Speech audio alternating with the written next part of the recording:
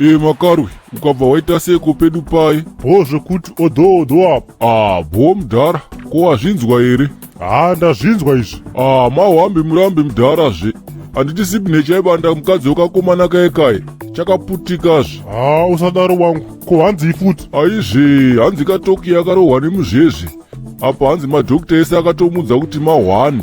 Hanzi hakuna taipi yemapiritsi anonwaka, nekuti chirwere ichocho chakatoperera zvakatoendwa izvi. Ndotsaka akafenda.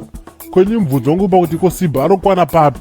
Mahwani wangu, hauna kana chauri kuziva iwe. Isusu tinogara nemadotcom ese nyaya dzinenge dzichiitika ka. Izvezvi zviri kutonzi Simba ibanda mai Oshomori gaya wangu. Usadaro iwe. Saka mahwani kaya? Mahwani eiko iwe, unopenga iwewe. Iyi shamwari yeopportunity katorai mari United takabaya. Ukutiko iwe? I was lost. You was lost. Inzwa wakashamwari. Soweri nemari zvekudaro. Izvozvo zvinotozikanwa nemunhu wese. Uri kuona iwewe Makarwe, uri kuona chiprofita kudhara ikoko. Apa kapa wataura. Saka toita sei manje? Unaka mudhara iwewe, ndira kuti unotsara soweka waiziya. Takanyundura mari takapedzera vazukuru kubhawa. Apa kapa wapedza maspoti mufana wangu. Yeri Garo the prophet dikoko. Patinofanira kugona kuparidza kana kuimba mavhesi.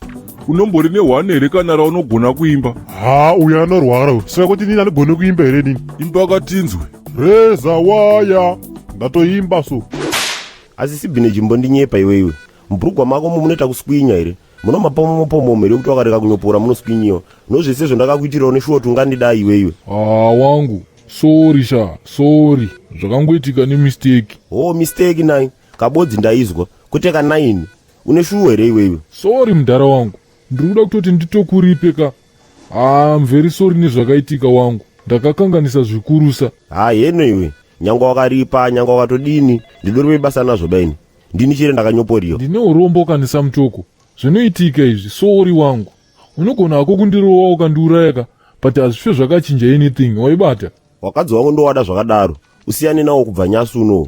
Iniso murume anonamata ndoziva kuti mukadzi wangu akangobatwa nomweya wetsvina asi anondida. Apa ndakuda kutonamata remba yangu iende kumberi. Ndizvozvo. Ko amai Oshomole hanzi vamuka here? Enda unobvunza abambo wako. Ko makangogawa uri pano? Wangu, ko rafu ndoinei. Ndatoya namba kune shungu dzokuti ndione umwe wangu wakutondishauda futi. Kutamba newewo manduwe. Usete so usingandiziwe ba. Bo. Kona dzakunzi ndezuro amai Oshomole vakafenda. Odo. Wakafenda nozuro. Ini ndakanyopora poriketi anga ino chihwere. Sibine chakabva anyopora amai Oshomore. Ndo nyaya yacho iyoyo. Wanipurazi wanu unowana hanze yako ipapo. Saka mugore here kuti mai Oshomole vane chirwere? Ndo izvo ndiri kutaura wani. Kona samtoko. Kwewa goregerere kupfeka magamutatu. Unoda kurwa puteke man.